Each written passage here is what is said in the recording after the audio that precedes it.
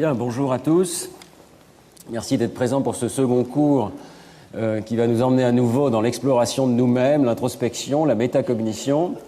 Dans le premier cours, j'avais rapidement proposé quelques définitions de ce domaine de l'introspection et de la métacognition. Je vous avais surtout présenté un historique de ces questions. On avait parlé des grands personnages qui ponctuent le parcours de la psychologie, depuis Wundt, bien les critiques d'Auguste Comte, de Watson, les recherches plus récentes de Flavel, qui est un des pionniers de la métacognition. Et nous avions vu que l'une des grandes questions qui s'est posée pendant près de 50 ans et continue de se poser, c'est celle de la véracité de l'introspection. Est-ce que notre capacité d'introspection est illusoire? Est-ce que c'est une construction, une fiction, vous avez dit Lionel Nakache? Et dans quelles conditions est-ce qu'elle est en fait ajustée à la réalité, de sorte qu'on peut faire confiance à notre introspection? Alors, ça va être la question du cours d'aujourd'hui. J'essaierai de vous montrer que, bien entendu, il y a des limites extrêmement sérieuses à l'introspection, qu'il y a toute une série d'exemples dans lesquels on peut montrer que l'introspection est complètement fausse, mais qu'on peut commencer à comprendre sur quoi elle se fonde et dans quelles conditions les indices sur lesquels l'introspection se fonde sont appropriés. Et nous verrons dans la fin du cours d'aujourd'hui qu'il y a un certain nombre de situations où nous pouvons faire confiance à l'introspection jusque dans un grand détail dans le rapport du sujet sur ces processus psychologiques. Et alors, pour commencer, je voudrais citer un auteur contemporain américain, vous allez voir que c'est intéressant, un petit peu poétique aussi, qui nous fait une typologie des choses connues et des choses inconnues. C'est en anglais. As we know, there are known knowns, there are things we know. We also know there are known unknowns, that is to say, we know there are some things we don't know. But there are also unknown unknowns, the ones we don't know.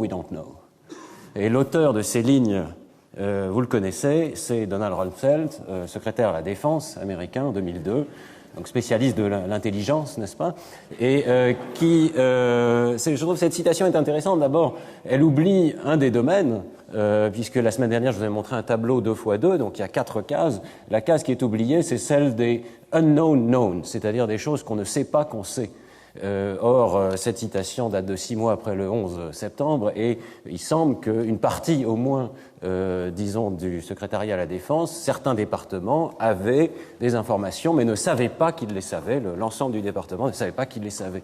D'autre part, et ce qui est intéressant dans cette citation, c'est que, évidemment, ça fait peur. Si, d'après M. Rumsfeld, il y a des choses tellement secrètes qu'on ne sait même pas qu'on ne les sait pas, évidemment, c'est assez terrifiant. Et ce qui est assez amusant, c'est qu'il nous dit lui-même évidemment, on pense à la présence d'armes de destruction massive en Irak, mais le fait qu'il existe des choses tellement secrètes que lui-même ne savait pas qu'il ne les savait pas, il en est absolument certain.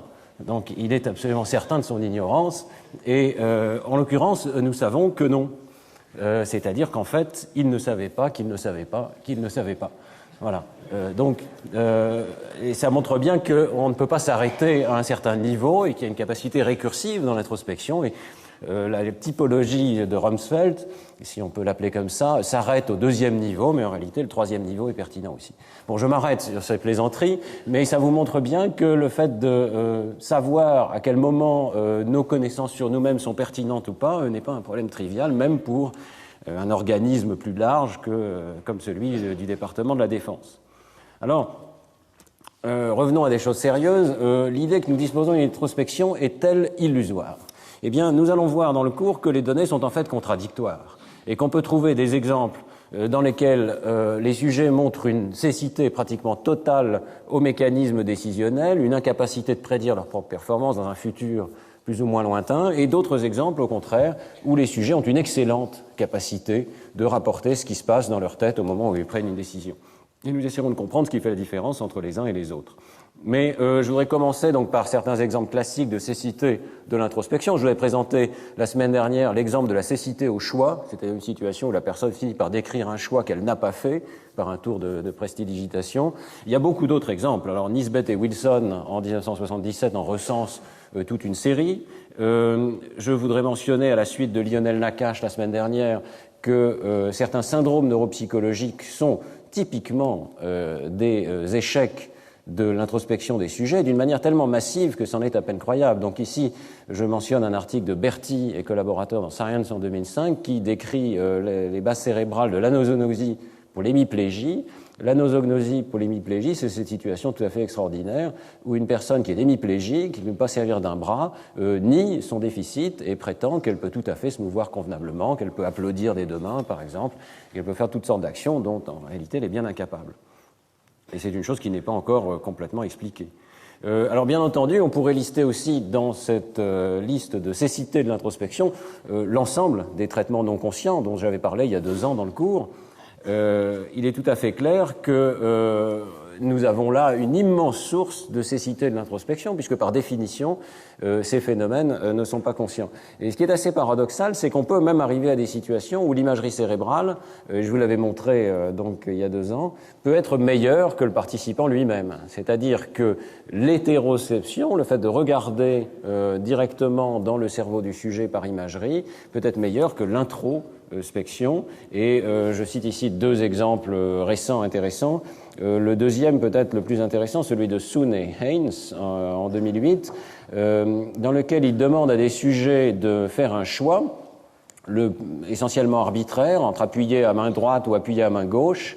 Et avec l'imagerie cérébrale, il montre de façon assez remarquable qu'il existe des activations dans le cortex préfrontal, dans l'aire 10 de Brodmann, qui permettent de prédire, mieux que le hasard, si une personne va appuyer avec la main droite ou avec la main gauche 10 secondes environ avant que l'action soit faite. Donc 10 secondes, c'est un temps extrêmement long, et les sujets ne sont pas conscients d'avoir de tels déterminants partiels, statistiques, mais néanmoins réels, de leurs actions.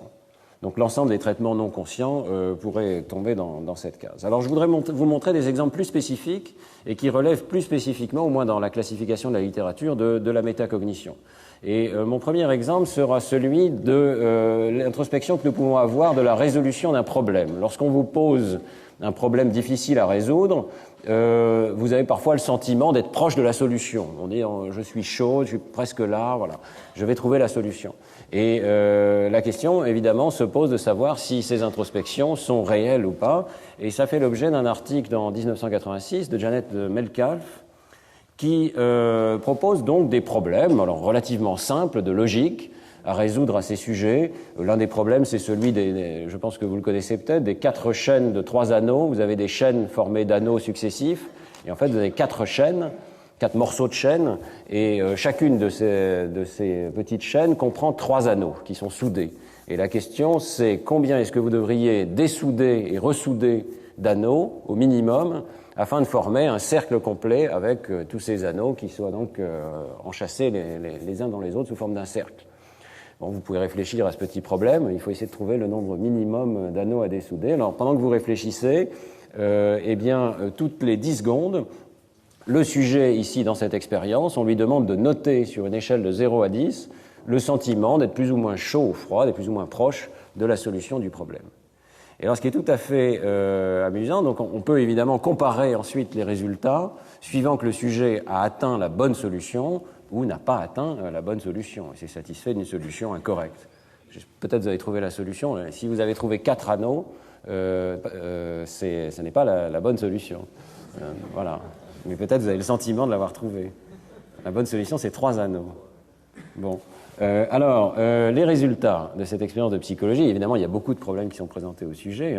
Eh bien, les résultats montrent que non seulement le réchauffement mesuré par le sujet n'est pas une bonne indication de la solution des proches, mais la raison pour laquelle je cite cette expérience, c'est que c'est l'inverse. C'est-à-dire que plus le sujet pense être proche de la solution du problème, plus, en fait, il a de chances d'avoir la solution incorrecte au problème.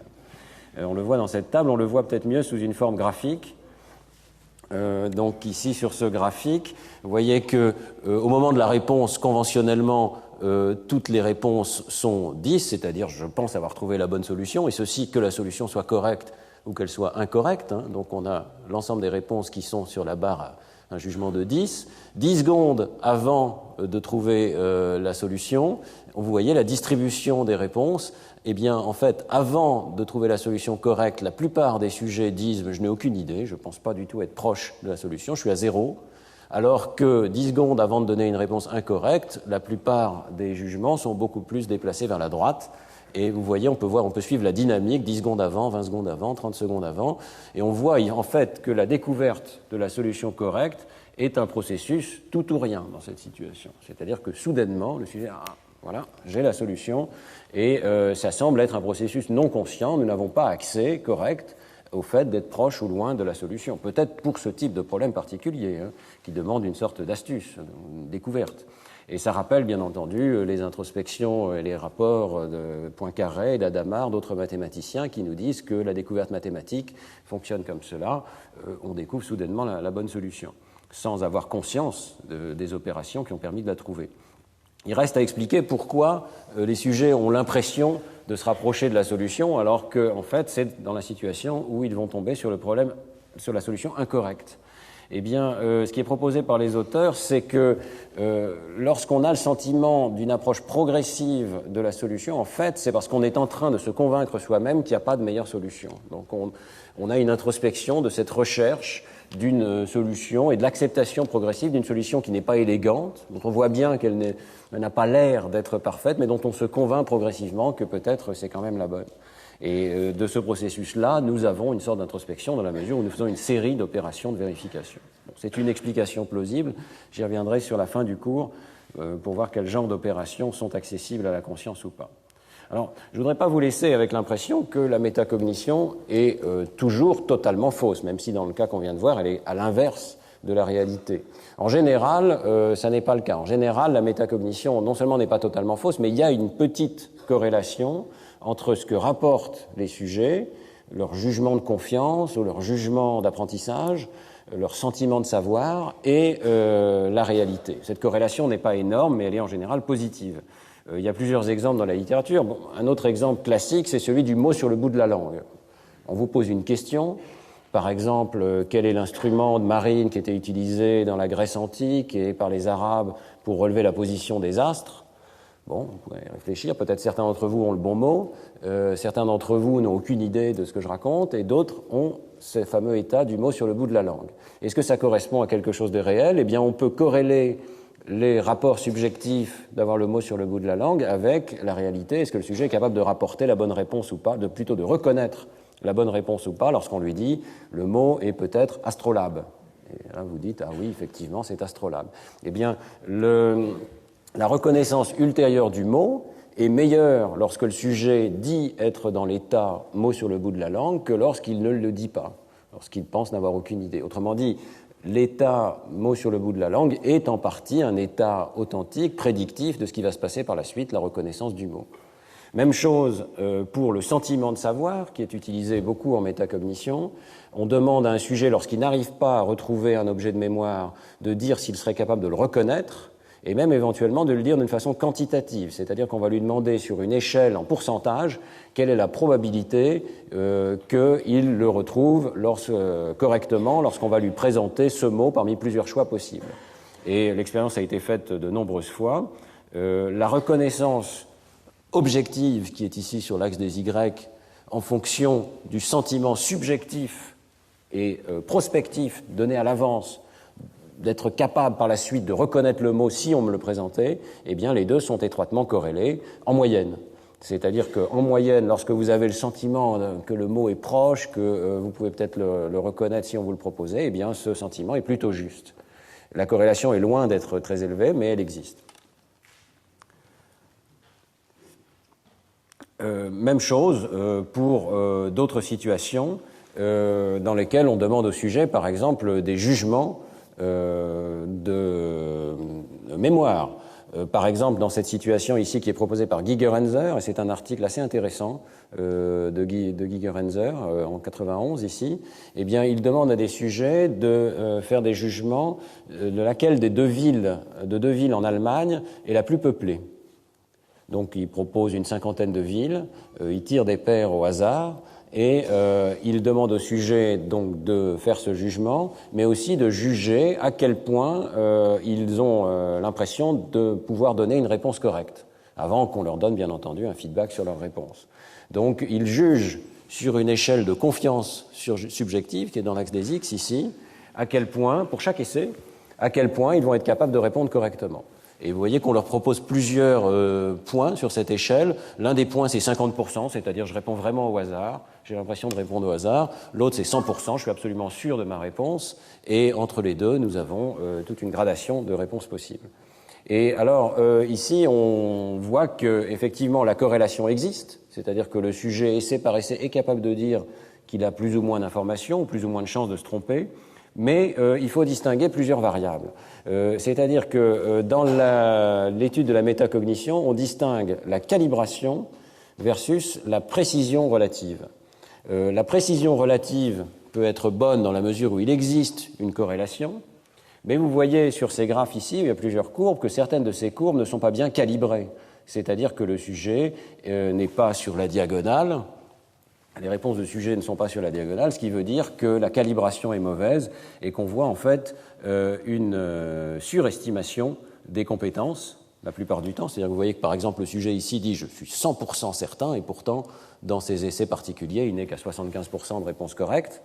Et parfois, on voit aussi sur ces courbes une sous-estimation, c'est-à-dire que pour les essais les plus difficiles, ceux pour lesquels le sujet fait beaucoup d'erreurs, eh bien, il dit qu'il est au hasard, alors qu'en fait, il fait quand même mieux que le hasard. Donc les courbes se croisent et la calibration n'est correcte ni à un extrême ni à l'autre extrême. Il faut que je vous dise un petit peu quelles sont les deux courbes ici, mais vous voyez que le problème est générique de toute façon. Hein. Mais Gigerenzer fait un point intéressant, il dit que c'est un peu trop facile d'obtenir des courbes mal calibrées, qui sont les courbes ici en bas, qui sont les courbes tout à fait extrêmes. Et il critique une partie de la littérature métacognitive en disant que les expérimentateurs, consciemment ou non, choisissent des problèmes qui sont particulièrement difficiles pour les sujets, voire qui sont contre-intuitifs, et dans lesquels les indices qui sont utilisés par les sujets, ne connaissant pas la réponse exacte, les conduisent plus souvent que le hasard à se tromper. Et donc c'est pour ça que cette courbe est si mal calibrée, et dans beaucoup de la littérature, effectivement, la critique s'applique. Et la courbe en noir, qui est donc la nouveauté qui est introduite par Gigerenzer, c'est une situation où vraiment l'échantillon des problèmes est représentatif des problèmes qui peuvent se poser, c'est-à-dire qu'on a tiré au hasard, parmi les paires de villes allemandes possibles, 2 paires au hasard. Donc, vous voyez que Gigerenzer a raison d'introduire cette critique, c'est-à-dire une partie de la mauvaise calibration de l'introspection des sujets vient du fait qu'on leur pose des problèmes pièges. Néanmoins, ça n'explique pas tout, et il reste un aspect de mauvaise calibration avec surestimation des compétences élevées et sous-estimation pour les items mal maîtrisés. La sous-estimation des items mal maîtrisés, on l'a rencontré évidemment de nombreuses fois dans l'examen des compétences non conscientes. On a vu que dans un certain nombre de tâches, nous pouvions répondre mieux que le hasard, beaucoup mieux que le hasard parfois, avec une sorte de blind sight, de réponse, de vision aveugle, alors que nous avons l'impression de répondre complètement au hasard. Donc ça rentre dans ce domaine de cette partie-ci de la courbe. Dans le domaine de la métacognition, vous le rencontrerez sous le terme de hard easy effect, c'est un terme que j'aime pas beaucoup, c'est l'effet difficile facile, c'est-à-dire cette opposition entre les problèmes faciles mais qu'on juge trop faciles et sur lesquels on surestime nos compétences et les problèmes difficiles sur lesquels on sous-estime au contraire nos compétences. Voilà, donc bien distinguer ces deux variables de corrélation des réponses relatives des sujets versus calibration absolue des réponses qui est souvent très mauvaise. Alors peut-on calibrer ces jugements métacognitifs ? On pourrait penser que le phénomène que nous montre Gigerenzer devrait être corrigeable. Nous devrions pouvoir corriger notre introspection en recevant du feedback sur nos réponses. Eh bien, les expériences montrent que ça n'est pas du tout le cas et que ce n'est pas du tout facile de calibrer les réponses métacognitives des sujets. Et là encore, il faut bien distinguer les deux variables. Je vous montre ici une expérience qui est due à Coriat en 2002. Vous voyez que c'est assez récent, toutes ces expériences, dans lequel on entraîne successivement le sujet dans une tâche de mémoire et on voit que le rappel en mémoire augmente et en parallèle, ce qu'on appelle le judgment of learning, c'est-à-dire ce jugement subjectif donné à l'avance, est-ce que je vais me souvenir par la suite des problèmes, eh bien, il augmente également. Donc, les deux variables varient en parallèle, et d'autre part, la précision relative des réponses augmente, c'est-à-dire que si on regardait au sein de toutes ces réponses, et au sein de toutes ces réponses, on verrait une forte corrélation et une corrélation qui augmente. Donc effectivement, on peut dire que la précision de l'introspection des sujets s'améliore un petit peu avec l'apprentissage. Néanmoins, vous voyez que si on mesure par contre en termes de biais, eh bien, les performances se dégradent. C'est-à-dire que les sujets ont un biais de plus en plus grand à juger, et en l'occurrence à sous-estimer leur performance de mémoire, alors qu'en principe, cette expérience aurait dû les calibrer d'une meilleure manière. Et cet effet de moindre confiance avec l'apprentissage est un effet que Coriat et ses collaborateurs répliquent dans de très nombreuses expériences. Apparemment, plus on s'entraîne, plus on sous-estime ses performances, qu'il y ait du feedback ou pas, dans toutes sortes de conditions expérimentales. C'est assez difficile donc de calibrer correctement les performances du sujet. C'est un phénomène qui, là encore, n'est pas complètement expliqué à ma connaissance. Mais donc notre introspection n'est pas forcément calibrée dès le premier essai et n'est pas forcément calibrable avec l'apprentissage, en tout cas très imparfaitement. Alors, dans ces expériences, les expérimentateurs ont observé un phénomène nouveau, curieux, inattendu, c'est qu'il y a au moins une condition qui améliore considérablement notre jugement de mémorisation des essais, c'est-à-dire la situation où nous sommes capables de prédire que nous allons effectivement ou pas nous souvenir d'un item mémorisé. Et cette situation, c'est le délai. Alors, je vais vous expliquer comment cette expérience fonctionne, mais le résultat fondamental, c'est qu'il est plus facile de juger si l'on a appris correctement une paire de mots après un certain délai que dans l'immédiat. Le fait d'introduire un délai améliore notre introspection. Alors, comment cette expérience se passe? Eh bien, il y a deux conditions qui sont comparées. Ce sont des expériences qui sont dues à Nelson et Dunlowski. Et vous voyez qu'il y a deux conditions qui sont comparées. Dans tous les cas, on va demander au sujet d'apprendre des paires de mots. C'est une condition expérimentale qui est très souvent utilisée dans la littérature. On demande au sujet d'apprendre des traductions de mots. Vous voyez, par exemple, cerveau, brain. Bon, ici c'est français-anglais. Et alors, dans la condition de gauche, après chaque paire, on demande au sujet d'étudier cette paire de mots, eh bien, on demande au sujet de faire un judgment of learning, c'est-à-dire d'essayer de prédire sur une échelle de 0 à 100 quel va être son pourcentage de réussite pour cet essai. Et puis on passe à la paire suivante et à nouveau on lui demande de faire un jugement.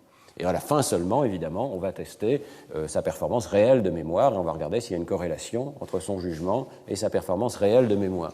Dans la situation de droite, vous voyez qu'on réorganise les essais de sorte qu'il y a une phase d'étude ici, dans laquelle toutes les paires sont étudiées par les sujets, et ensuite seulement on présente le premier mot de la paire et on demande à la personne de décider pour ce mot-là quelle est la probabilité qu'elle se souvienne de la traduction qui lui est associée.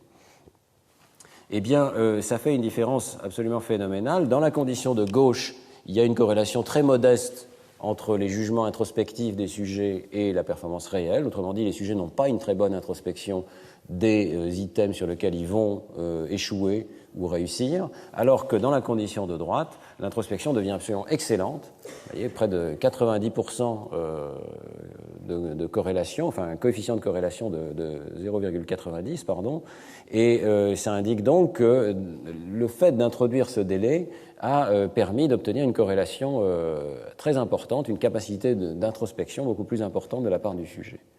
Alors, qu'est-ce qui se passe dans cette expérience? D'abord, le phénomène est très réplicable, c'est vraiment devenu un des phénomènes phares, je dirais, de la métacognition. Et eh bien, l'explication la plus simple, c'est peut-être tout simplement que le sujet essaye de récupérer l'information en mémoire et, dans la situation avec le délai, fonde sa réponse métacognitive sur le succès ou l'échec de cette tentative de récupération en mémoire. Si je reviens à la situation expérimentale, vous voyez que dans cette situation ici, plutôt commençons par la situation de gauche. Lorsque vous venez d'étudier la paire cerveau-brain, on vous montre cerveau, vous savez que la réponse est brain, vous n'avez pas d'effort de mémoire particulier à faire, vous essayez de vous en souvenir. Dans la situation de droite, il y a déjà eu un certain délai, et donc au moment où on vous présente cerveau, d'une certaine manière, cette présentation constitue en soi un challenge pour votre mémoire. Vous allez essayer de retrouver le mot, et ce que proposent Dunlowski et collaborateurs, Nelson et Dunlowski, c'est que c'est vraiment l'effort même d'essayer de se souvenir en mémoire qui conduit au jugement introspectif. À court délai, donc, on n'aurait pas besoin de faire cet effort de mémoire. La présence de l'information en mémoire en court terme bloquerait, empêcherait d'évaluer sa propre mémoire. Alors, il y a une prédiction extrêmement simple de cette hypothèse, et elle est mise à l'épreuve par Nensol et Donlowski. C'est que si on présentait au cours de la phase de test la paire de mots, et non pas le premier mot seul, eh bien, la différence et cet effet de délai devrait disparaître parce que le sujet n'a plus à faire un effort de mémoire. Le mot associé est directement dans sa mémoire de travail, et dans ce cas-là, il ne doit pas pouvoir améliorer son introspection par son propre effort de mémoire. Donc, les auteurs réalisent cette expérience, et vous voyez que ici, on voit donc la performance des sujets, et ce sont des courbes cumulatives qui nous montrent le pourcentage de sujets qui atteignent un certain niveau de performance introspective. Donc, le coefficient moyen de tout à l'heure, 0,9 est ici. Vous voyez que 60% des sujets atteignent ce niveau de 0,9, qui est très élevé, donc une excellente performance introspective, dans la condition où il y a un délai et où on ne présente que le premier mot de la paire, l'indice. Dès qu'on présente les deux mots de la paire, même avec un délai, eh bien, les performances s'effondrent complètement, ce qui correspond bien à l'idée que le sujet n'a plus à faire d'efforts de mémoire et donc perd cette calibration de l'introspection. Donc, dans une certaine mesure, ici, la calibration de l'introspection correspond simplement au fait que le sujet essaye, à l'instant même, de récupérer en mémoire. S'il y parvient, il dit « je vais y arriver par la suite ». S'il n'y parvient pas, il dit « je ne vais pas y arriver par la suite ». Et effectivement, c'est un excellent prédicteur dans la mesure où le rappel maintenant va être un bon prédicteur du rappel plus tard. Il y a toutefois une deuxième explication, qui n'est pas nécessairement incompatible, de ces résultats, qui est que le fait même de tester les sujets, en leur proposant le premier mot et en demandant leur introspection sur le rappel du second, eh bien, le fait même de les tester correspond peut-être à ce qu'on appellerait en anglais une self-fulfilling prophecy, c'est-à-dire que c'est une prédiction qui se réalise elle-même. En testant les sujets, on facilite la mémoire. Alors, c'est une deuxième hypothèse alternative qui est présentée comme telle dans la littérature. Moi, je ne crois pas qu'elle soit exclusive de l'autre hypothèse, et je voudrais consacrer les 3 prochaines diapos à vous montrer effectivement que le fait de se tester non seulement améliore son introspection, mais améliore également sa mémoire, et que ce phénomène n'est pas du tout trivial dans la mesure où les sujets n'en sont pas conscients, n'en ont pas une très bonne introspection. Ce sont des expériences qui nous ont été présentées l'an dernier dans le séminaire par Henri Rediger, et collaborateur, qui était venu de Saint-Louis pour nous parler de ces expériences. Vaut-il mieux étudier ou vaut-il mieux se tester ? La plupart des expériences de mémoire consistent en une alternance de moments d'étude, study, et de test, étude, test. Mais dans cette alternance, on considère que le test est une simple mesure de l'évolution de l'apprentissage, alors que c'est la période d'étude, évidemment, qui permet de mettre les objets en mémoire.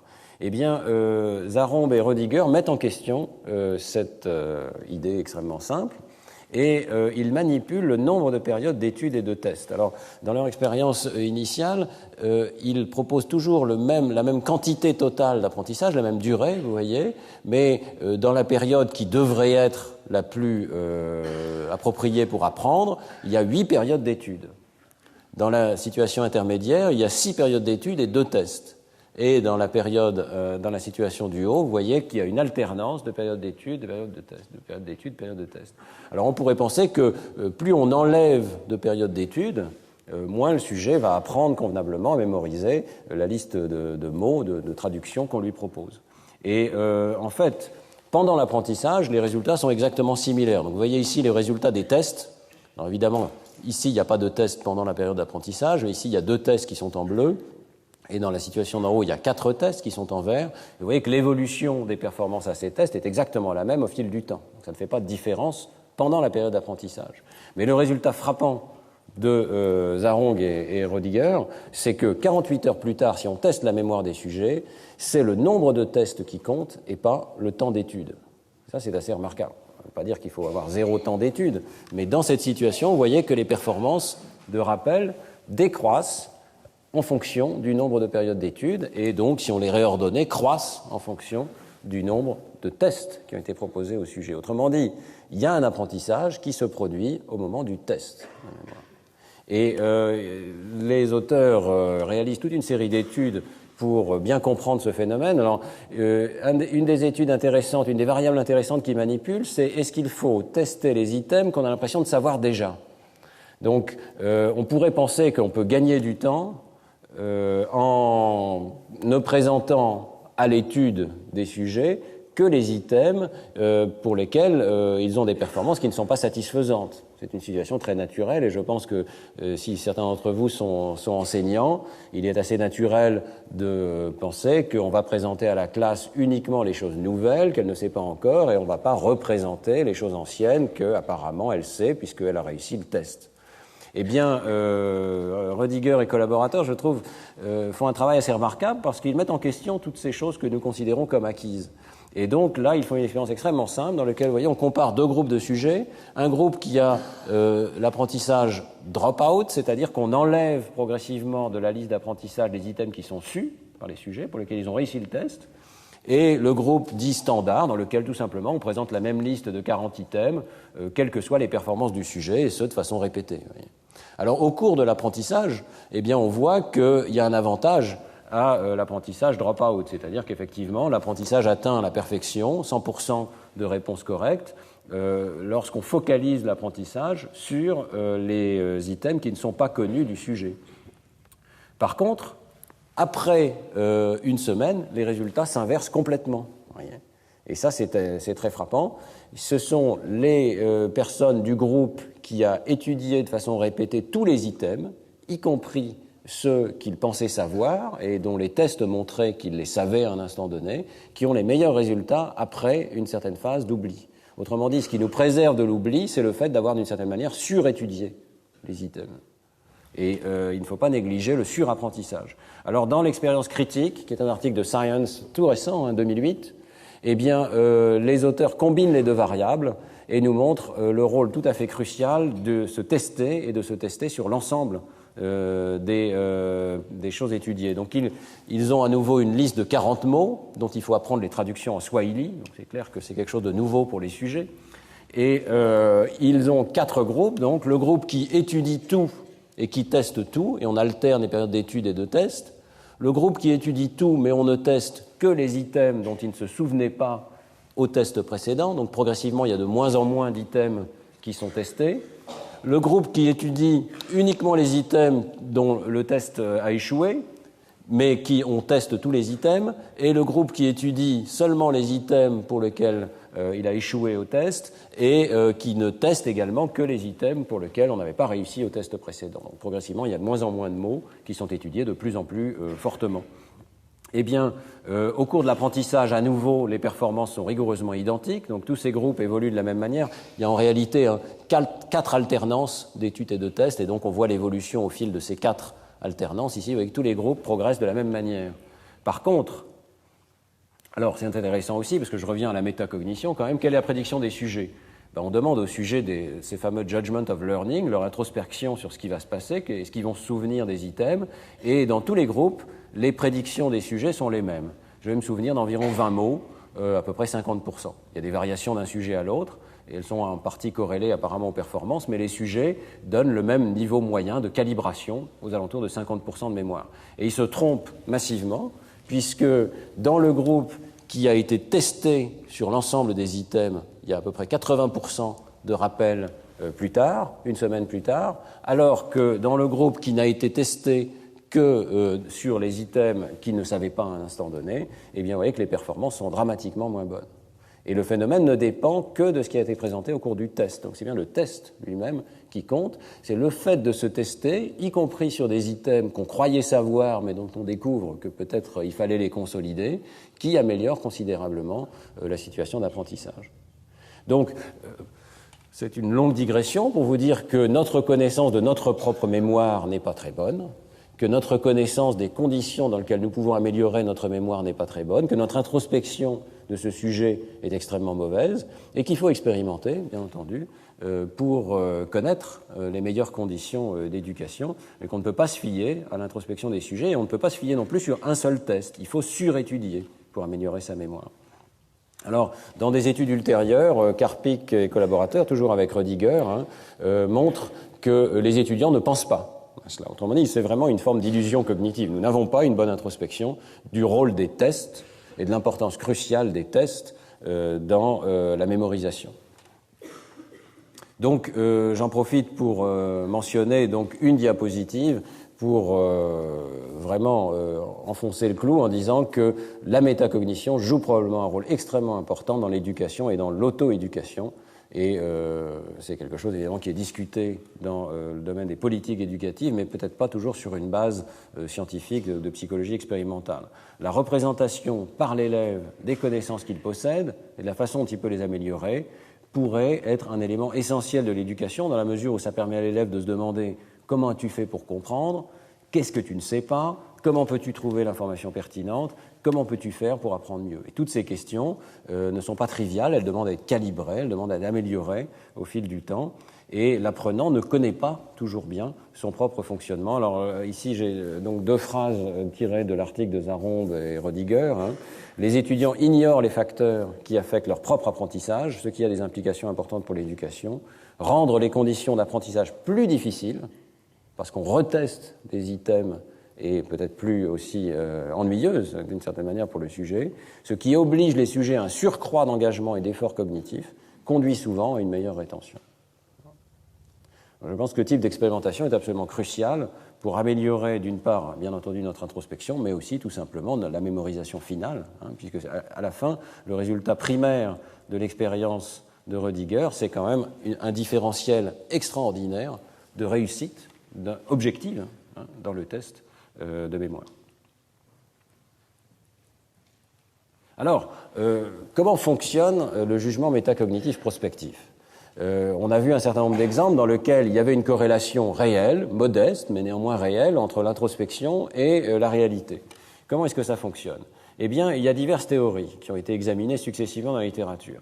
Une première théorie, on vient de voir un exemple où c'est peut-être le cas, c'est que le sujet essaye tout simplement de retrouver l'information en mémoire. Lorsqu'il la retrouve facilement, rapidement, il dit « je vais m'en souvenir facilement ». Lorsqu'il ne la retrouve pas, il dit « je m'en souviens pas ».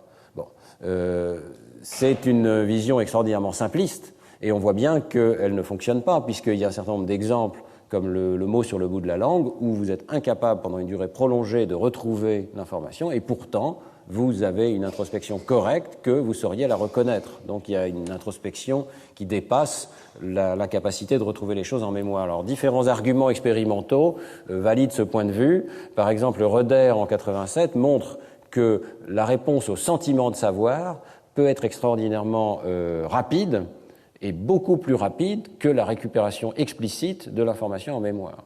Donc le sentiment de savoir est un jugement efficace et qui peut au contraire guider nos stratégies de récupération en mémoire. L'ordre des opérations n'est pas que l'on récupère d'abord en mémoire et qu'on fait le jugement ensuite. Le même argument est fait par Son et Metcalfe en 2005. Il montre qu'il y a un temps de réaction extrêmement rapide, y compris dans la catégorie de jugement la plus basse, où on sait qu'on ne sait pas. Donc on peut savoir très rapidement qu'on ne sait pas. Alors, la théorie qui émerge actuellement, c'est que nous utilisons pour notre introspection ce qu'on appelle des heuristiques, c'est-à-dire des stratégies qui fournissent une solution rapide, mais pas nécessairement optimale et parfois très fausse, à un problème posé. Et les heuristiques qui sont discutées dans la littérature expliquent, dans une certaine mesure, pourquoi le jugement métacognitif apparaît mal calibré. Ça, c'est l'argument de Guy Grenzer en 1991, et je vous renvoie à cet article. Alors, deux heuristiques sont discutées dans la littérature. La première, c'est une évaluation de la familiarité du problème. Si le problème me paraît familier, je vais dire que j'ai une compétence métacognitive et que je vais être capable de le résoudre ou de m'en souvenir. Le rôle de la familiarité a été testé tout à fait directement par Lynn Raeder, qui est une chercheuse de Carnegie Mellon, qui a travaillé très longuement sur ces questions. Et je vous présente une de ces expériences ici, en détail. Dans cette expérience, on va demander au sujet s'il est capable de se souvenir, dans une mémoire rapide, de la solution d'un problème arithmétique. Donc, le problème arithmétique apparaît sur l'écran, par exemple 17 fois 23, il va être présenté de façon répétée, et on demande immédiatement au sujet, dans un intervalle de 850 millisecondes, d'appuyer sur une touche pour dire « je suis capable de m'en souvenir » ou « je dois le calculer ». D'accord ? Alors, on incite le sujet à essayer de le récupérer en mémoire, parce que s'il y arrive, dans un intervalle de 1 seconde, il gagnera 50 points. Si, par contre, il choisit la route du calcul, il dispose de 18 secondes pour faire le calcul et il ne gagnera à la fin que 5 points. Donc les sujets sont incités à essayer de retrouver l'information en mémoire, mais ils sont incités aussi à faire une réponse introspective la plus correcte possible. Est-ce que je suis capable de récupérer l'information en mémoire ou pas? Et ce qui est manipulé par les expérimentateurs, c'est la fréquence des problèmes. Certains problèmes, comme 17 x 23, vont être présentés très fréquemment, donc le sujet va devenir familier avec ces problèmes-là, et d'autres problèmes sont présentés une seule fois ou 2 fois au cours de l'expérience. Ensuite, il y a une phase de test, et on regarde quelle est la mémoire des sujets pour ces problèmes, et également pour des problèmes nouveaux. Alors, le résultat qui est intéressant ici, c'est que d'une part, les sujets ont un jugement correct. Ici, vous voyez la fréquence avec laquelle les problèmes sont présentés et le nombre de fois où le sujet a tenté de récupérer l'information en mémoire. Et on voit que dans la courbe qui est en triangle plein, les sujets jugent effectivement correctement que des problèmes qui ont été présentés une seule fois, ils ne sont pas capables de les récupérer en mémoire. Des problèmes qui ont été présentés 3 fois ou 8 fois ou un peu plus souvent encore, eh bien, le sujet juge de plus en plus souvent qu'il est capable de le récupérer en mémoire, et ce jugement est correct, c'est-à-dire qu'il y a une corrélation entre le jugement du sujet et la réalité. Donc, la fréquence de présentation des problèmes fait varier de façon parallèle les réponses subjectives des sujets et les réponses objectives de mémoire.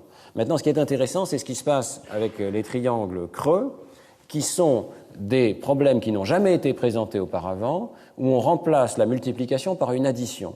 Donc, au lieu de voir 17 fois 23, vous voyez 17 plus 23. Et vous avez très peu de temps pour juger si vous êtes capable de vous en souvenir ou pas. Eh bien, c'est assez naturel, ce résultat. C'est les sujets jugent que la familiarité du problème va leur permettre, est un indice qui leur fait comprendre qu'ils vont pouvoir récupérer l'information en mémoire. Mais cette fois-ci, l'indice est faux. Donc vous voyez que le sujet, en fonction de la fréquence de présentation des problèmes de multiplication, juge que les problèmes d'addition, il va être capable de récupérer l'information en mémoire. C'est une preuve directe qui se fonde sur cet indice de familiarité du problème, mais malheureusement, dans ces conditions particulières, c'est un indice qui est faux.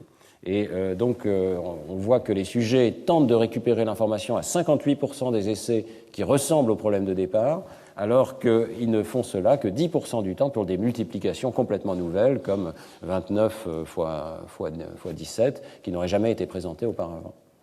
Donc, une démonstration expérimentale relativement simple, pas très surprenante, mais qui nous montre que la familiarité du problème, et il y a d'autres démonstrations dans d'autres conditions, dans lesquelles on voit que la familiarité du problème peut être un des indices les plus importants.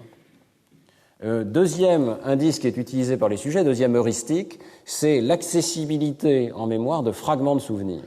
Lorsque vous êtes dans le phénomène, dans l'état du mot sur le bout de la langue, introspectivement peut-être, ce qui vous fait penser que vous avez le mot tout proche, c'est que vous avez le sentiment d'avoir des fragments de connaissances.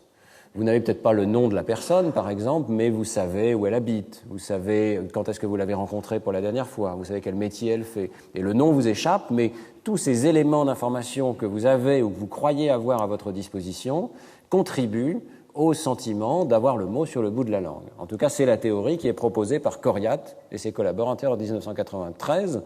Alors, ils utilisent le mot d'accessibilité, c'est pas un très joli mot, mais je crois que ça dit bien ce que ça veut dire, c'est-à-dire plus j'ai de fragments d'informations disponibles dans ma mémoire, ou apparemment disponibles, plus je vais juger introspectivement que cette information est effectivement dans ma mémoire. Donc le sentiment de savoir augmenterait, selon Coryat, de façon monotone avec l'accessibilité des informations. Alors comment tester cette idée? Eh bien, l'expérience de Coryat est assez intéressante. Il va essayer de mesurer les fragments d'informations qui sont disponibles au sujet. Pour ce faire, il présente une série de 4 consonnes à mémoriser. À chaque essai, vous recevez 4 consonnes, par exemple la F, K, D, R. Vous devez les mémoriser. On vous distrait pendant une période d'une vingtaine de secondes avec une autre tâche, et au bout de cette vingtaine de secondes, on vous demande d'essayer de récupérer le maximum d'informations, donc le maximum de lettres. Alors c'est ça qui va permettre de mesurer les fragments d'informations dont dispose le sujet. On va lui demander de rapporter toutes les lettres dont il croit se souvenir, mais avec une pénalité pour qu'il ne rapporte pas trop de lettres, pour qu'il n'essaie pas de deviner. Donc s'il y a des lettres fausses, il aura une pénalité dans le nombre de points qu'il reçoit à la fin. Et ensuite, on lui demande un jugement de sentiment de savoir, c'est-à-dire le sentiment qu'il serait capable de reconnaître le mot, plutôt la chaîne de caractères, lorsqu'on la lui présente par la suite. Et enfin, on fait un jugement de reconnaissance parmi 8 chaînes de caractères possibles, laquelle était celle que vous aviez dû mémoriser. Donc on va corréler le sentiment de savoir, comme d'habitude, avec la reconnaissance effective de la chaîne de caractères parmi les 8 chaînes proposées. En fait, la corrélation, c'est le graphe que je vous ai présenté en début de cette conférence, qui vous montrait qu'il y a parfois une très bonne corrélation, en moyenne, entre le sentiment de savoir et le jugement de reconnaissance. Mais ce qui est intéressant ici, c'est comment le jugement de sentiment de savoir est peut-être prédit, peut-être corrélé avec les fragments de connaissances, les fragments de lettres dont se souvient le sujet dans cette période. D'après Coriat, plus on a accès à des fragments de lettres, plus le jugement de sentiment de savoir doit être élevé. Et c'est exactement ce qui est trouvé comme résultat. Ici, vous avez donc la moyenne du sentiment de savoir, feeling of knowing, qui peut aller entre 0 et 100%. Ici, c'est une prédiction sur la tâche de reconnaissance future, donc c'est en pourcentage prédit. Et vous voyez, les différentes courbes ici correspondent au nombre de lettres que le sujet a rapporté correctement durant cette période. Vous voyez que le nombre de lettres que le sujet rapporte correctement est un bon prédicteur du sentiment de savoir. En particulier, il y a ce point ici où le sujet a rapporté correctement les 4 lettres, et lorsqu'il a rapporté correctement les 4 lettres, eh bien, il a un sentiment de savoir de l'ordre de 90% ici. Lorsqu'il en a rapporté 3, il est aux alentours de 80. Lorsqu'il en a rapporté 2, il est aux alentours de 60 en moyenne. Vous voyez que c'est assez naturel. Plus je suis capable de réaliser cette tâche, mais sans avoir de feedback, de donner un certain nombre de lettres correctes, plus mon sentiment de savoir est élevé. Mais alors, ce qui réellement valide la théorie de Coriat, c'est la deuxième variable, celle qui est à l'intérieur de chacune de ces courbes ici, qui est le nombre de lettres incorrectes. Wrong, ici c'est le W sur l'axe des X ici, c'est le nombre de lettres incorrectes qui est rapporté par le sujet. Et là on voit un phénomène tout à fait paradoxal et amusant, c'est que plus le sujet rapporte de lettres incorrectes, en plus des lettres correctes qu'il a rapportées, plus son sentiment de savoir est grand. Donc c'est une erreur métacognitive à nouveau, mais ça correspond bien à ce qui doit se passer dans cette situation. On ne rapporte des lettres que si on a confiance dans sa réponse, et même lorsque ces lettres sont incorrectes, le nombre de lettres qui est rapporté contribue à notre sentiment de confiance dans la réponse, et donc contribue à notre sentiment introspectif. Donc on voit à l'intérieur de chacune de ces courbes l'effet du nombre de lettres incorrectes rapportées par le sujet. Il y a cette situation évidemment extrême où le sujet rapporte 4 lettres toutes incorrectes, et il dit qu'il a un sentiment de savoir, évidemment, extrêmement élevé, 90%, c'est totalement faux, évidemment. Bien. Donc, 2 indices, on vient de voir, l'accessibilité des informations en mémoire et la familiarité du problème qui nous est présenté, qui contribuent à ce sentiment de savoir à défaut d'autre chose. Pourquoi est-ce que c'est à défaut d'autre chose? Pourquoi est-ce que nous n'avons pas une meilleure introspection? Eh bien, je voudrais vous rappeler simplement ce tableau que je vous avais présenté dans le premier cours, qui est celui de Erickson et Simon, qui essayait de déterminer les conditions dans lesquelles nous allions pouvoir avoir une description verbale, une introspection verbale correcte de nos processus cognitifs. Vous vous souvenez que Erickson et Simon distinguaient 2 paramètres, le moment de la verbalisation, est-ce que c'est pendant qu'on est en train de traiter l'information, est-ce que c'est pendant que l'information est dans la mémoire de travail, ou bien est-ce que c'est après la fin de la tâche, éventuellement bien après. C'est dommage, Erickson et Simon n'incluent pas également la situation prospective, qui peut être avant. Dans un certain nombre de situations métacognitives, on fait le jugement avant même d'essayer de se souvenir, par exemple, dans ces situations de mémoire. Mais enfin, on voit bien l'idée ici d'Erickson et Simon, c'est que l'important, c'est est-ce que c'est immédiat, pendant que l'information est dans le système, ou bien est-ce que c'est d'un jugement différé ou prospectif. Le deuxième axe ici, c'est la relation entre l'information à laquelle on fait attention et l'information qu'on doit verbaliser. Et effectivement, si on doit verbaliser, comme c'est le cas dans beaucoup de ces tâches métacognitives, quelque chose d'hypothétique, quelque chose de général, quelque chose qui est une moyenne estimée de fréquence de réponse correcte, quelque chose qui est donc très indirect par rapport à la tâche qu'on réalise réellement, eh bien Erickson et Simon prédisent que toutes ces situations ici, où le jugement est différé, où il est prospectif, donc il n'est pas immédiat, et où le jugement qu'on demande au sujet n'est pas directement lié à ces processus élémentaires qui sont en train de se dérouler dans sa tête, eh bien, il n'est pas surprenant que le sujet n'ait pas un bon accès verbal à ces processus cognitifs. La prédiction d'Erickson et Simon dans ce modèle, c'est que seul le contenu de la mémoire de travail va être disponible au rapport verbal du sujet. Et c'est donc la case qui est ici, en haut à gauche, c'est quand l'information est attendue, quand elle est dans la mémoire de travail. À ce moment-là, si on a une relation directe entre la question qui est posée au sujet et ce qui est dans notre mémoire de travail, il va y avoir une excellente introspection, un excellent rapport verbal. Dans tous les autres cas, il va y avoir un processus de reconstruction indirect, fondé sur des heuristiques, fondé sur des stratégies, comme on l'a vu, et donc qui peut être très écarté de la réalité, ou alors modestement corrélé avec la réalité. Donc dans la dernière partie du cours, dans le dernier quart d'heure, je vais me concentrer sur cette case et on va voir quelques exemples très rapidement de situations où l'introspection est bonne, effectivement, et elle est bonne parce qu'on demande au sujet ce qui est en train de se passer ou ce qui vient de se passer dans sa mémoire de travail. Alors, un premier exemple qui est assez ancien, au tout début des études de métacognitive, Kroll et Kellycutt, en 1972, étudient le rappel en mémoire à court terme en fonction de la quantité de répétition qui est faite par les sujets. Donc, ils proposent toute une série de tâches qui demandent de mémoriser des triplets de lettres et ils mesurent la capacité de rappel en mémoire après un délai pendant lequel le sujet a été distrait avec une autre tâche. Et ce qui est intéressant de cette situation, c'est qu'ils ne demandent pas au sujet de prédire quel va être le pourcentage de réussite à la tâche de mémoire après un délai.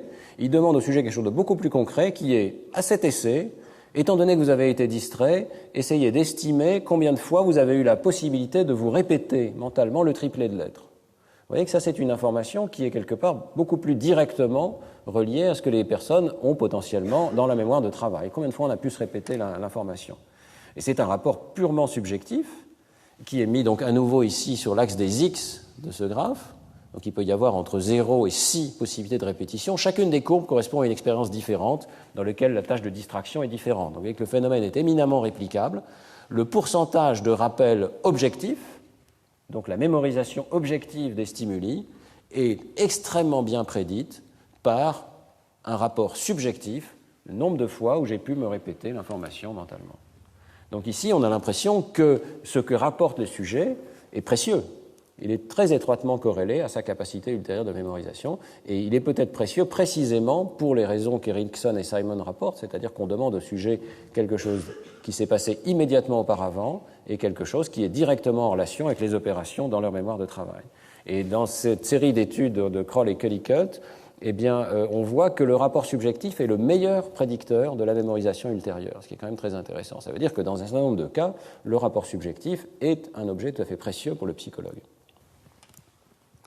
Alors, je vais terminer en mentionnant une série d'expériences qui ont été menées avec Jérôme Sacure, Mariano Sigman et un élève de Mariano, Coralio, sur l'introspection quantitative. Est-ce qu'on peut aller au-delà de cette introspection, par exemple, du nombre de répétitions, et avoir une introspection directe du temps passé, donc pas seulement du nombre ou de la qualité des opérations, mais du temps passé à certaines étapes des opérations cognitives. Si l'idée d'Erickson et Simon est correcte, on devrait avoir une introspection correcte du temps passé occupé mentalement en mémoire de travail par une certaine tâche.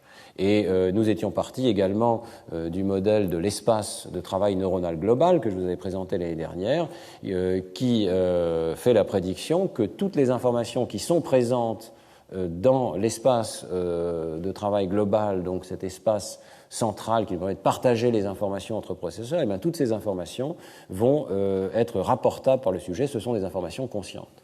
Alors, pour tester cette idée, sur une idée donc de Jérôme Sacure, nous avons demandé au sujet de dire à chaque essai combien de temps précisément ils avaient mis à répondre, à prendre leur décision. Et c'est une idée intéressante. Toute la psychologie pendant 100 ans, 150 ans, s'est fondée très largement sur la mesure du temps de réaction des sujets. C'est vraiment un paramètre essentiel de la psychologie expérimentale. L'idée un petit peu nouvelle ici, c'est qu'à côté du temps de réaction objectif, on peut demander au sujet un temps de réaction subjectif ou introspectif et comparer ce que le sujet introspecte avec la réalité objective à un essai donné. Donc l'expérience 1 se passe comme ça, on présente au sujet un indice de départ, puis un nombre apparaît, le sujet doit décider si ce nombre est plus petit ou plus grand qu'une référence donnée, et ensuite, donc il clique pour donner sa réponse, et ceci nous donne le temps de réaction, reaction time ici, qui est le temps de réaction objectif, et immédiatement apparaît une ligne sur l'écran, graduée, ici de 0 à 1200, sur lequel il doit, avec sa souris, cliquer pour indiquer quelle est son estimation subjective de son temps de réaction. Donc on pousse l'introspection d'une certaine manière dans ses retranchements avec une introspection quantifiée essai par essai. Eh bien, le résultat, c'est que l'introspection des sujets dans ces conditions est tout à fait excellente. Ici, vous voyez le temps de réaction objectif en haut et le temps de réaction subjectif en bas.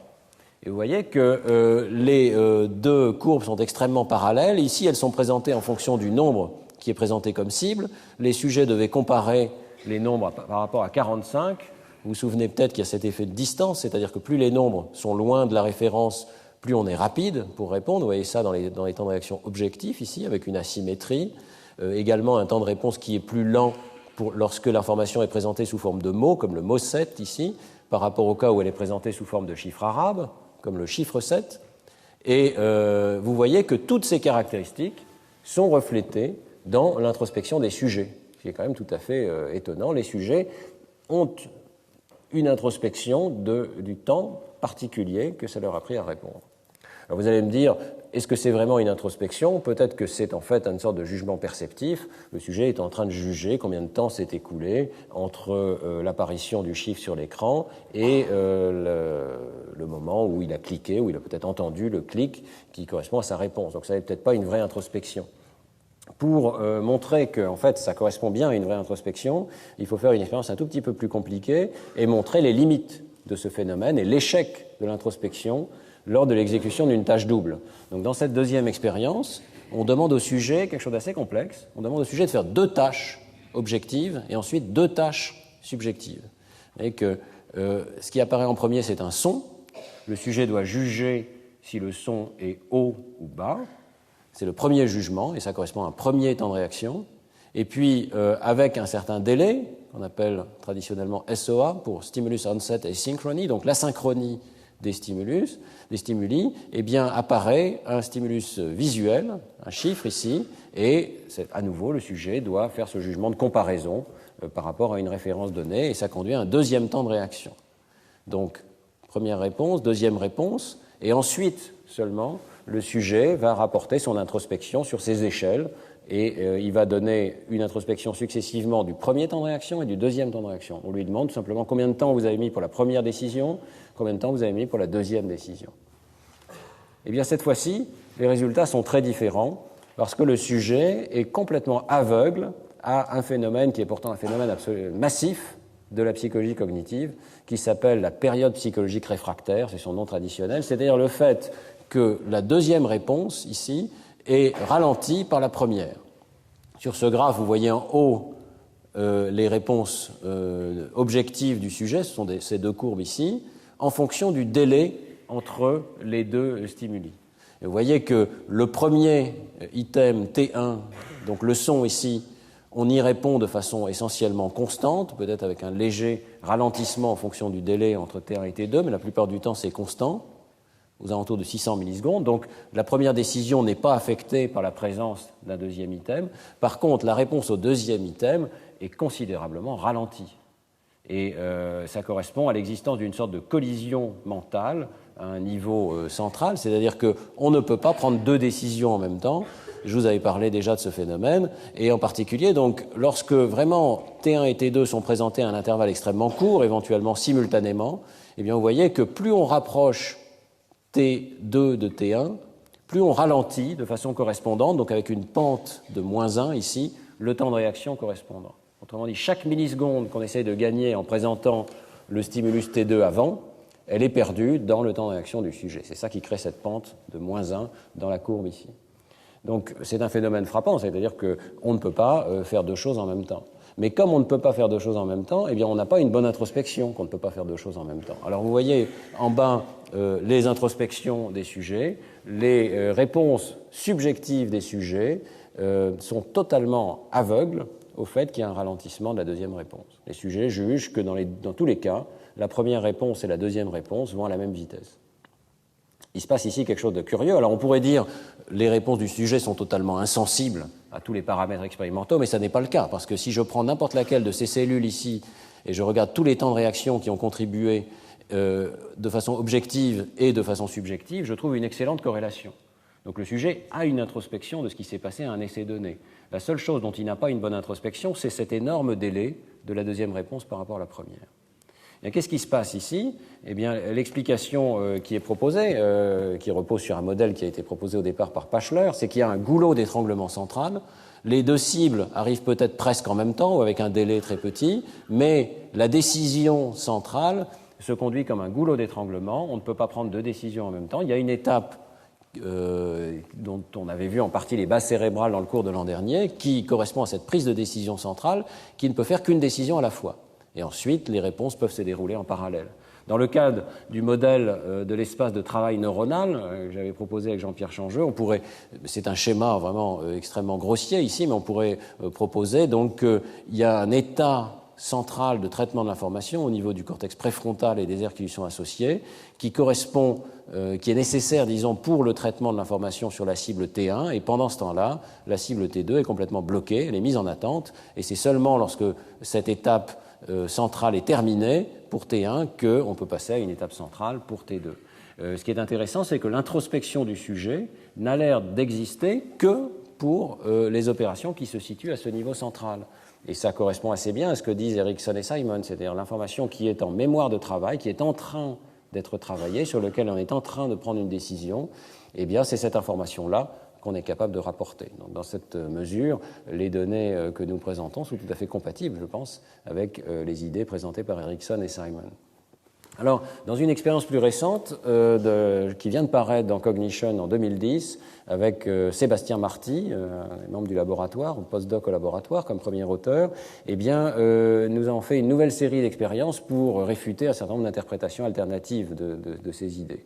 La première, c'est que peut-être les sujets sont incapables de calibrer correctement leurs réponses et qu'il y a un problème de calibration. Donc, dans ces nouvelles expériences, on calibre les réponses du sujet en commençant par les entraîner avec un son de durée variable, avec du feedback sur leurs réponses, et vous voyez que les sujets sont très rapidement capables de fournir une estimation extrêmement précise de la durée des sons. Ici, c'est leur estimation subjective, ici, c'est la durée objective, et il y a une très bonne corrélation entre les deux.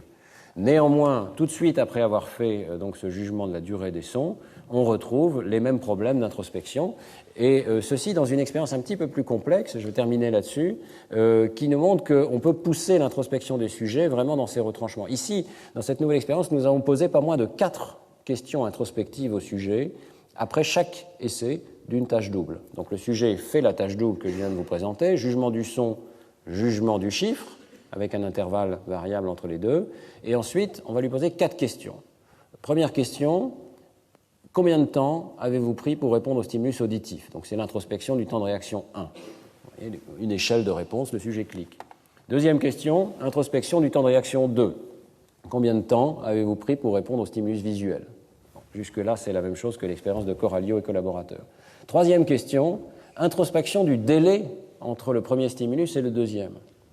Ça, c'est important parce que on va donc demander à la personne combien vous pensez qu'il y a eu de temps entre le stimulus auditif et le stimulus visuel. Si son espace central introspectif est occupé par la décision 1, notre prédiction, c'est qu'elle ne devrait pas être capable de répondre à cette question convenablement, donc au délai très court. Et ça montrerait, d'une certaine manière, qu'il y a une vraie illusion de l'introspection ici. On a vraiment une perte d'informations sur le monde extérieur. Quatrième introspection, introspection du temps libre. Alors, l'idée ici, c'est de demander au sujet quel est le délai qui s'est écoulé entre la fin de sa décision concernant le premier stimulus et le moment d'apparition du deuxième stimulus. Il y a évidemment un certain nombre de cas où le deuxième stimulus apparaît nettement plus tard, et donc le sujet a l'impression d'avoir eu un petit peu de temps libre, et après, le deuxième stimulus est apparu. Et on lui demande d'essayer de juger ça, mais on lui demande aussi d'essayer de juger dans le sens inverse. Si le deuxième stimulus est apparu avant que vous ayez fini de prendre votre première décision, utilisez la partie négative de cette échelle pour nous dire que T2 est arrivé donc trop tôt. Je n'avais pas fini mon jugement auditif quand le stimulus visuel est arrivé. Et on demande au sujet d'essayer de juger quantitativement ce phénomène introspectif. Alors, les résultats sont très intéressants parce qu'ils cernent extrêmement finement les limites de l'introspection.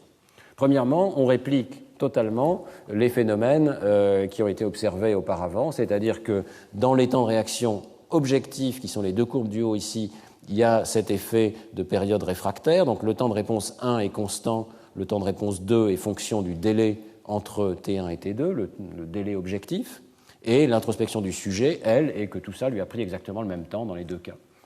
J'ai oublié de vous parler d'un phénomène qui n'est pas expliqué, il y a un problème de calibration à nouveau des réponses du sujet, qui n'est pas bien compris ici, mais les estimations du sujet sont très en dessous de la réalité. Elles peuvent être corrélées, hein, la corrélation est bonne, essai par essai, mais pour une raison que nous ne comprenons pas, l'introspection de la durée de ces opérations est beaucoup plus courte que leur durée réelle. Peut-être parce que, si je reviens au modèle précédent, hein, l'introspection ne concernerait qu'une étape particulière de traitement de l'information et nous n'avons pas une bonne introspection de la partie perceptive ou de la partie de la réponse motrice. Mais ça, c'est une spéculation. En tout cas, donc, réplication du phénomène précédent. Et maintenant, regardons les deux autres questions. Les sujets ont une introspection partiellement corrélée du délai qui s'est écoulé entre le stimulus 1 et le stimulus 2. Mais si on regarde un petit peu dans le détail, ici, donc, c'est le délai objectif, on voit que pour les délais objectifs les plus courts, la courbe s'écarte radicalement de ce qu'elle devrait être. Vous voyez qu'ici, le délai est de 0. Donc c'est simultanéité. Si quelque chose, le jugement de simultanéité devrait être extrêmement précis. Ça devrait être très facile pour les sujets de dire que le stimulus auditif et le stimulus visuel sont survenus en même temps. Or, dans cette situation de tâche double, les sujets pensent qu'il y a eu un délai de l'ordre de 250 millisecondes en moyenne entre les deux stimuli. Donc ils se trompent complètement sur l'apparition du stimulus 2 pendant qu'ils sont en train de faire la tâche 1. Si vous regardez les barres d'erreur, c'est extrêmement intéressant parce qu'on observe un effet qui est l'inverse de l'effet traditionnel, la loi de Weber, c'est-à-dire que normalement les délais très courts sont jugés très précisément. Mais ici, pendant toute cette période où le sujet est en train de faire la tâche 1, on a une très mauvaise estimation avec des barres d'erreur qui sont très grandes pour juger quand est-ce que le stimulus 2 a été présenté. Et dernière introspection qui était demandée au sujet, l'introspection du temps libre. Alors là encore, on voit à première vue une courbe de corrélation qui est assez bonne, c'est-à-dire que en fonction du délai objectif, l'introspection des sujets varie, hein, elle augmente. Plus le délai entre T1 et T2 a été long, plus les sujets disent oui, j'ai eu du temps libre, j'ai eu de plus en plus de temps libre. Le problème, c'est ce qui se passe dans la partie gauche de la courbe à nouveau. Les sujets ne disent jamais que le stimulus 2 est apparu avant qu'ils aient fini leur décision sur le stimulus 1, alors qu'objectivement, c'est effectivement le cas très souvent. Mais ils n'ont pas conscience que le stimulus 2 apparaît parfois pendant qu'ils sont en train de prendre leur décision. Ils ont en moyenne des réponses autour de 0, c'est-à-dire qu'ils disent « Ah oui, juste quand j'avais fini ma décision, le stimulus 2 est apparu ». Mais ça, c'est une illusion. Alors, on peut, sur la base de ces résultats, faire une reconstruction introspective, et je pense que c'est un concept assez intéressant. Sur la gauche, ici, vous avez les événements objectifs d'un essai, c'est-à-dire le temps de réaction 1, qui prend en moyenne ici à peu près 650 millisecondes, et puis le temps de réaction 2, sous forme de cette barre bleue, en fonction du moment où est apparu le deuxième stimulus. Vous voyez ? Donc, quand le deuxième stimulus apparaît tout de suite, le temps de réaction 2 est très long. Quand le deuxième stimulus apparaît beaucoup plus tardivement, le temps de réaction 2 est très court. C'est le phénomène que je viens de vous décrire. On voit que les réactions 2 prennent un temps relativement constant lorsqu'on est occupé par la tâche 1. Il faut attendre que la tâche 1 soit finie. À ce moment-là, on peut avoir une réponse 2. Donc ça, c'est le phénomène objectif. Eh bien, si on tente une reconstruction fondée sur l'introspection des sujets, on trouve un résultat qui est en partie différent de ce qui s'est passé objectivement. Donc, le temps de réaction 1 est ici. Et dans les autres cours, vous voyez, on a fait la reconstruction de la manière suivante. On a d'abord porté en rouge le temps qui était estimé par les sujets comme le délai entre T1 et T2, donc les deux cibles successives. Donc on a mis une barre rouge à chaque fois. Ici, c'est le paramètre objectif, hein, mais ici, c'est le paramètre subjectif des sujets. Donc on voit bien que même lorsque l'intervalle est de 0 objectivement entre T1 et T2, les sujets rapportent de l'ordre de 250 millisecondes de délai. Ensuite, on a porté le temps de réponse des sujets, et le temps de réaction 2, introspectif, et on a porté en vert le moment inféré où ils avaient fini la tâche 1, subjectivement, puisqu'on leur demande le délai entre rouge et vert ici, donc on peut porter la position de la barre verte.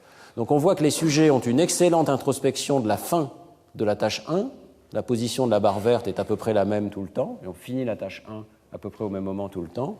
Ils ont une très bonne introspection de la fin de la tâche 2 et de la durée centrale de la tâche 2. Ils ont par contre une tâche aveugle, je pense que le terme est approprié, une sorte de tâche aveugle de l'introspection, qui est que pendant qu'ils sont occupés à faire une première tâche dans leur mémoire de travail, ils sont absolument incapables de voir qu'un deuxième stimulus est apparu, que ce deuxième stimulus est en attente, que leur décision est donc prolongée d'autant. Ils ne voient que ce qui se passe dans leur mémoire de travail centrale. J'espère que j'ai été à peu près clair sur cette tâche. De toute façon, vous retrouverez les diapositives et les articles correspondants sur le site du Collège de France et sur le site de mon laboratoire. Je vais donc en venir simplement à mes conclusions, une sorte de résumé de ce qu'on a vu aujourd'hui. D'abord, il est tout à fait clair que notre introspection est massivement limitée. Et il ne faut pas surestimer notre capacité d'introspection. Nous souffrons d'illusions métacognitives, par exemple lorsque nous croyons approcher de la solution d'un problème, ou bien lorsque nous pensons avoir suffisamment étudié une question, alors qu'en fait on voit qu'objectivement notre mémoire va être mauvaise par la suite. Seule l'expérimentation, et je pense que c'est un point fondamental, l'expérimentation sur nous-mêmes ou sur d'autres cerveaux nous permet d'évaluer nos connaissances. Et je pense que ça, c'est un point très important dans le domaine de l'éducation. Si un ministre ou un secrétaire à la Défense vous dit « je sais ce que je ne sais pas et je sais comment il faut améliorer les performances éducatives du système scolaire », si ces connaissances ne sont pas fondées sur une psychologie expérimentale, je serais personnellement très suspicieux parce que si elle est fondée exclusivement sur l'introspection de la personne, eh bien, elle risque fort d'être illusoire. Néanmoins, adultes, et nous parlerons, je pense, la semaine prochaine du développement métacognitif chez l'enfant, mais adultes, nous avons développé diverses heuristiques pour juger de notre mémoire. Et la familiarité des problèmes, l'accès à des connaissances partielles font partie des heuristiques, il y en a peut-être d'autres, qui nous permettent d'avoir une certaine, modeste performance métacognitive. Et puis, il y a au moins un cas où notre introspection est tout à fait réelle, c'est lorsque le contenu actuel ou récent de l'espace de travail neuronal conscient est directement accessible à l'introspection, lorsqu'on demande un rapport immédiat ou un rapport avec un très léger délai. Malheureusement, comme on l'a vu dans les cours des années précédentes, de très nombreuses informations échappent à cet espace de travail, d'une part parce qu'il est lent et sériel, c'est l'expérience qu'on vient de voir, donc quand on fait attention à une tâche, on ne peut pas en même temps faire attention à une autre, d'autre part parce qu'il y a toute une série de traitements non conscients auxquels il n'a pas accès. Et ces traitements non conscients, on l'avait vu il y a 2 ans, sont d'une variété absolument phénoménale, depuis les informations auxquelles on ne fait pas attention, aux informations qui sont transitoires, qui sont codées par des processeurs spécialisés, donc l'information reste encapsulée dans un processeur, par exemple l'information grammaticale, on n'a aucune conscience de la complexité des opérations grammaticales dans notre cerveau, ou des informations de reconnaissance des objets qui sont extrêmement complexes, mais on n'a pas d'introspection. Les connexions cérébrales qui sont responsables de ces computations, on n'y a pas accès, évidemment. Donc, toutes ces séries d'informations font que, naturellement, notre introspection est limitée, et vous voyez qu'on commence à comprendre que notre introspection correspond finalement à un traitement tout à fait particulier dans un espace de travail qui peut être délimité par des méthodes cognitives. Je vous remercie de votre attention et peut-être on peut prendre quelques questions en 5 minutes si certains d'entre vous souhaitent poser des questions. Merci.